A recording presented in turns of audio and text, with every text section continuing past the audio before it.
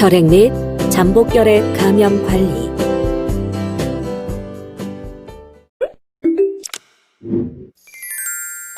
이번 차시는 결핵 및 잠복결핵 감염 관리 시간으로 오늘은 결핵 관리에 대해 알아보고 잠복결핵 감염 관리에 대해 살펴보도록 하겠습니다. 이번 시간에 학습할 내용에 대한 학습 목표를 알아보겠습니다. 오늘 학습을 마치고 나면 여러분들은 결핵 관리에 대해 설명할 수 있으며 잠복결핵 감염에 대해 설명할 수 있습니다. 그럼 지금부터 본격적인 학습을 시작해 보도록 하겠습니다.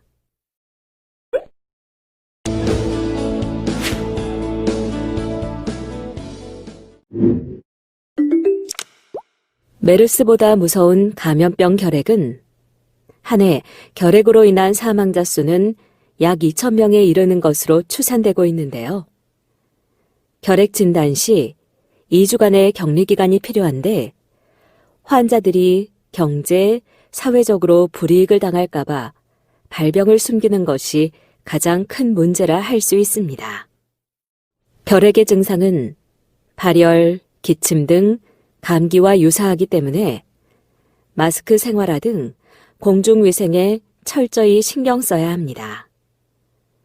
전문의들은 스트레스, 불규칙한 생활, 다이어트, 과로 등 원인 때문에 20에서 30대에서도 결핵 환자가 증가할 수 있다고 경고하였으며 만성적으로 흡연과 음주에 노출된 40에서 50대 남성들도 결핵에 걸릴 확률이 높다고 지적했습니다.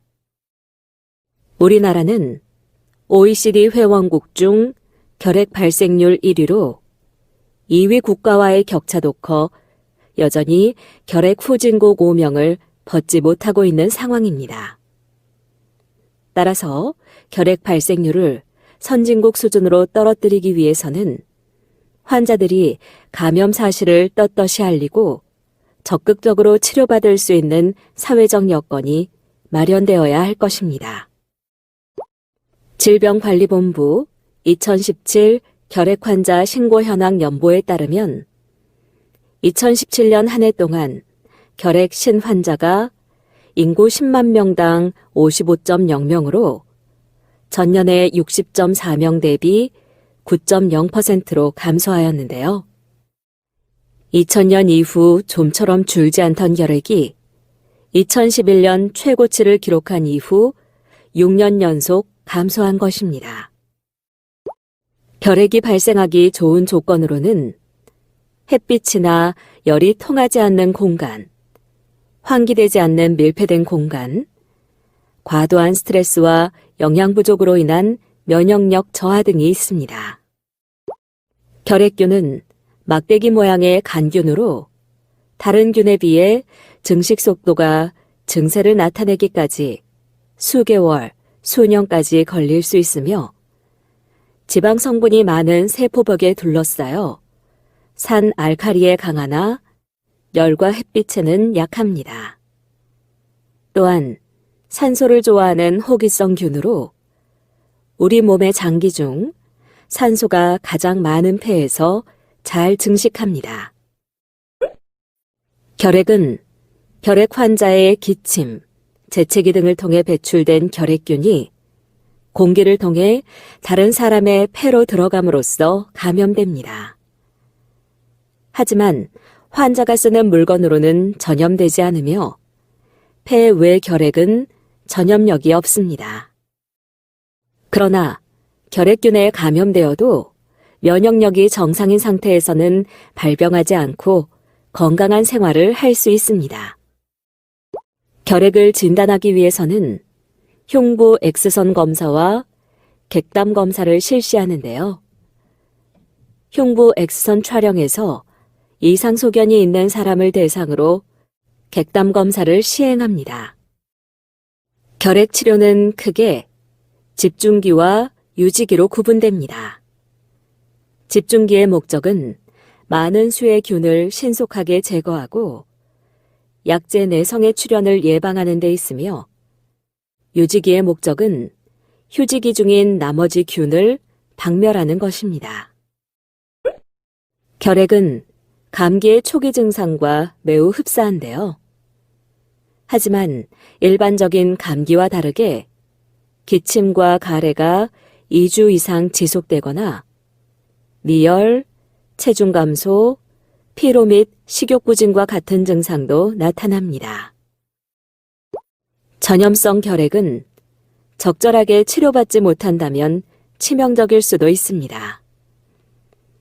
전염성 결핵은 치료하지 않으면 감염 환자의 약 절반 이상이 사망하는 질병으로 치료하지 않은 1년 동안 다른 사람 10에서 15명에게 질병을 전파시킬 수 있습니다. 하지만 결핵 치료에 있어 가장 중요한 것은 규칙적이고 정확한 항결핵 치료제의 복용이라 할 수 있는데요. 따라서 불규칙한 투약, 임의로 약 복용을 중단하면 내성균이 발생하여 증상이 재발하게 됩니다. 이는 치료가 실패한 경우로 남아있는 5에서 6종의 약 중에서 4가지 정도를 선택해서 다시 치료를 시작해야 합니다.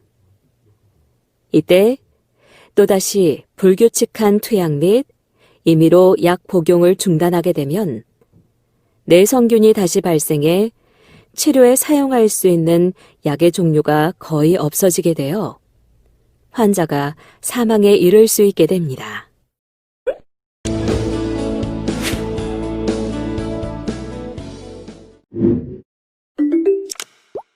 잠복 결핵이란 결핵균에 감염돼 있지만 현재 결핵이 발병하지 않은 상태로, 즉 결핵균이 몸속에 있지만 휴면 중인 상태를 말합니다. 이때에는 증상이 없고 전염성이 없어서 다른 사람에게 균을 전파시키지는 않습니다.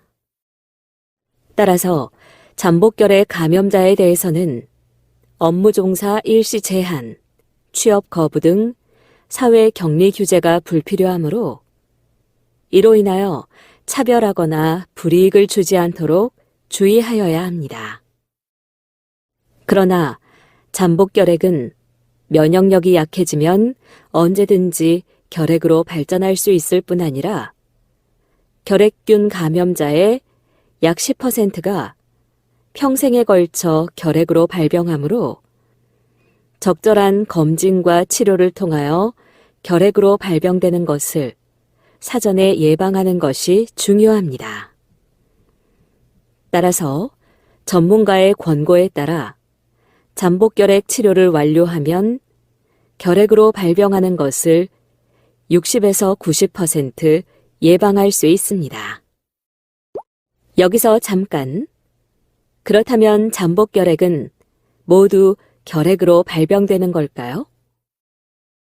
전염성 결핵 환자의 밀접 접촉자 100명 중 약 30%가 결핵균에 감염되면 그중 약 10%가 결핵으로 발병할 수 있습니다.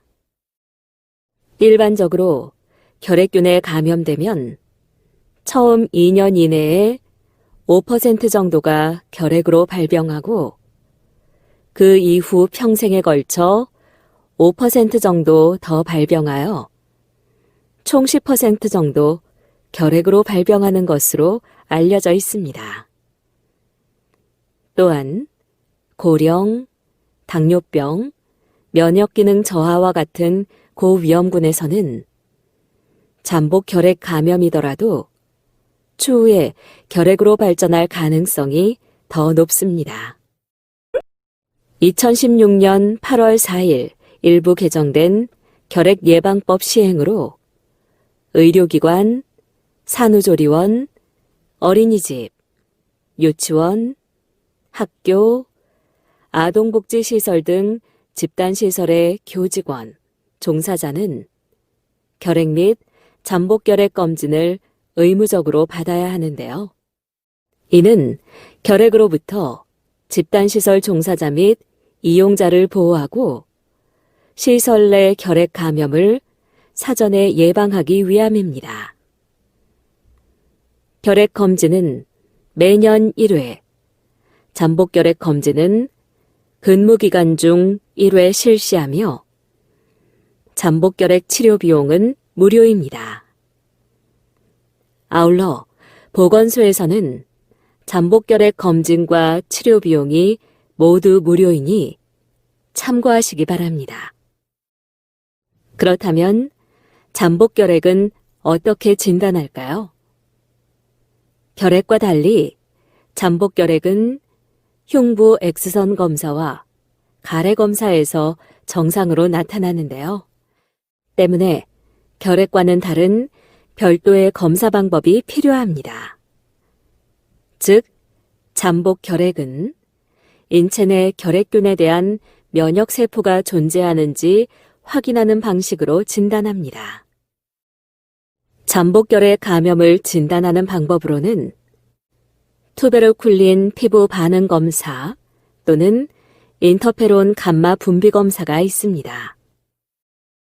투베르쿨린 피부 반응 검사는 결핵균 항원을 팔에 주사해 48에서 72시간 사이에 피부가 부풀어 오르는 경결의 크기를 측정해 감염을 확인하며 인터페론 감마 분비 검사는 혈액을 채취해 감염을 확인하는 방식으로 결핵균 특이 항원으로 면역세포를 자극한 후 분비되는 인터페론 감마를 측정합니다.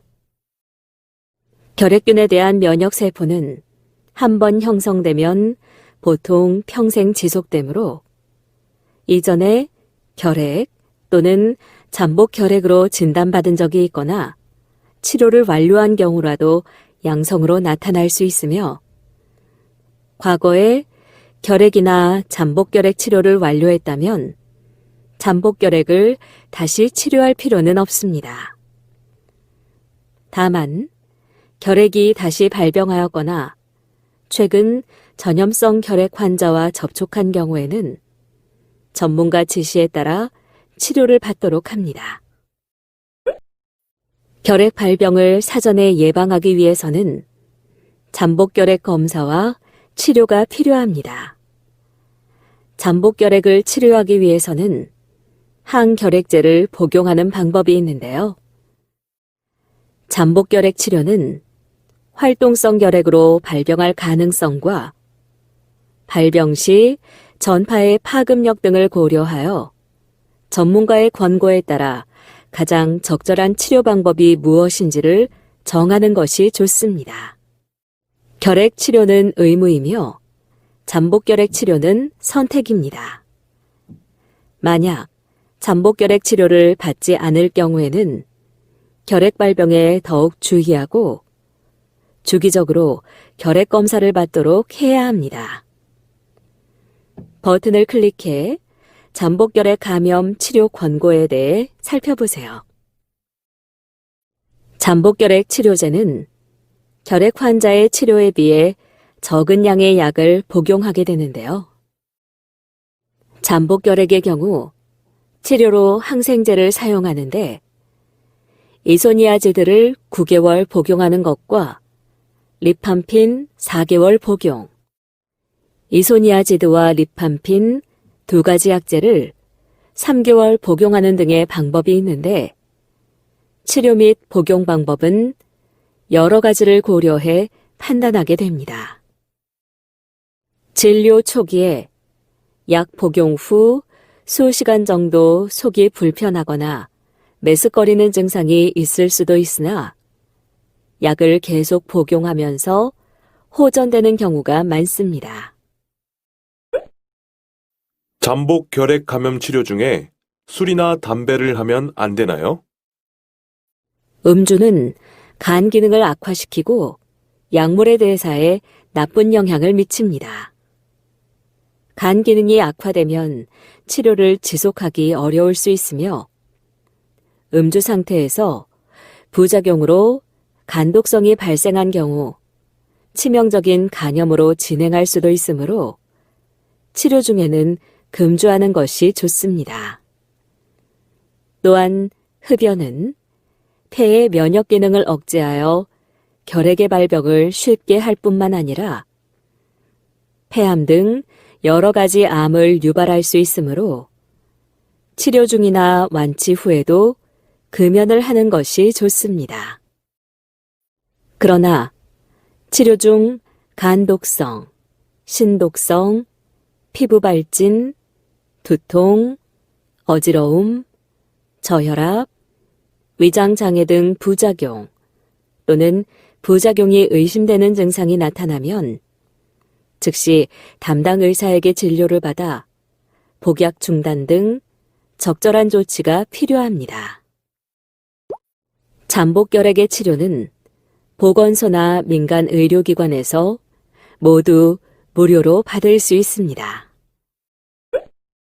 그렇다면 잠복결핵과 활동성 폐결핵, 무엇이 어떻게 다를까요?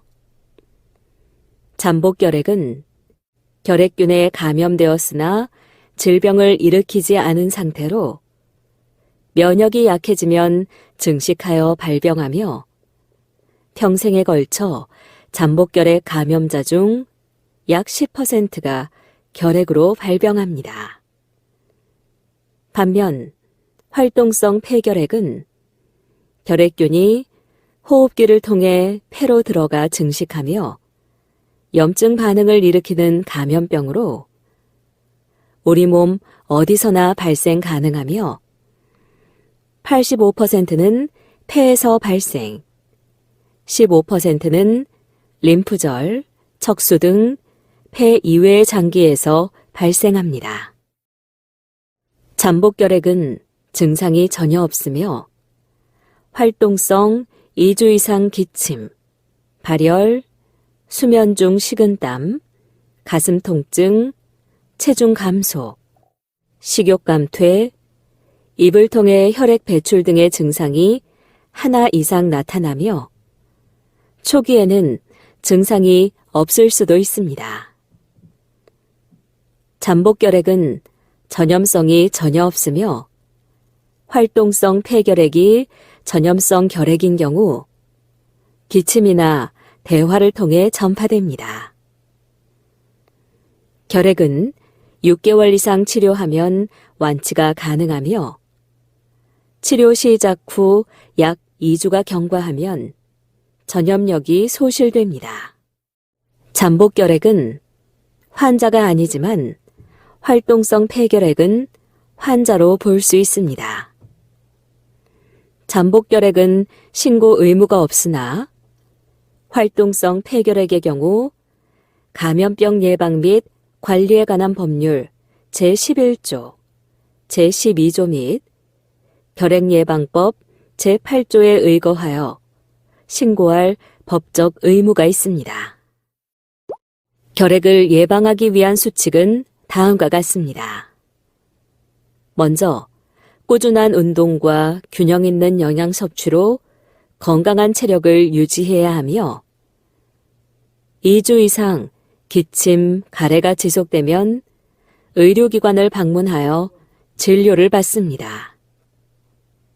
또 결핵 환자와 접촉 시 증상 여부와 상관없이 잠복결핵 감염 검사 및 결핵 검사를 받아야 하며 올바른 기침 예절을 꼭 실천하도록 합니다. 버튼을 클릭해 올바른 기침 예절의 실천 방법에 대해 살펴보세요. 의료인이 알아야 할 잠복결핵 감염 핵심에 대해 살펴보도록 하겠습니다.